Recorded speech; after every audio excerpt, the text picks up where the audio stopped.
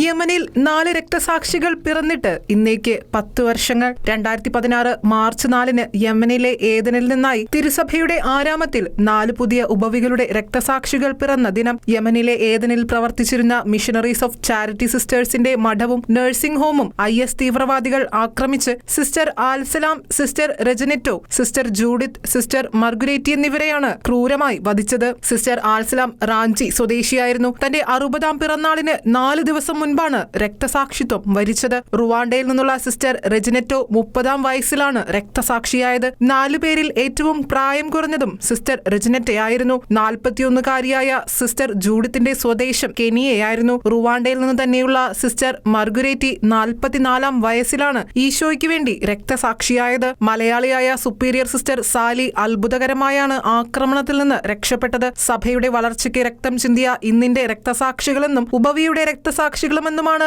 കാലം ചെയ്ത ഫ്രാൻസിസ് പാപ്പ ഇവരുടെ രക്തസാക്ഷിത്വത്തെ വിശേഷിപ്പിച്ചത്. ഏദനിലെ രക്തസാക്ഷിത്വത്തിന്റെ നേർസാക്ഷിയും അവരുടെ ആത്മീയ പിതാവുമായിരുന്ന ഫാദർ ടോം ഉഴുന്നാലിൽ പറയുന്നതനുസരിച്ച് 2016 മാർച്ച് 4 വെള്ളിയാഴ്ച 8:40 സിസ്റ്റേഴ്സിന്റെ ഭവനത്തിൽ നിന്ന് ഒരു വെടിയൊച്ച കേട്ടു. സന്യാസ ഭവനത്തിലേക്ക് ഇരച്ചുകയറിയ IS തീവ്രവാദികൾ തന്നെ ബന്ദിയാക്കി സ്ഥാപനത്തിലേക്ക് കയറിച്ചെന്ന് 4 സന്യാസിമാരെയും പിടിച്ച് ബന്ധിക്കുകയും തന്റെ കൺമുൻപിൽ വെച്ച് തന്നെ വെടിവെച്ച് കൊലപ്പെടുത്തുകയുമായിരുന്നു എന്നാണ്.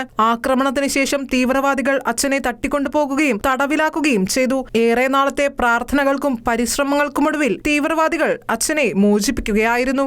International desk, ഷെഖേന news.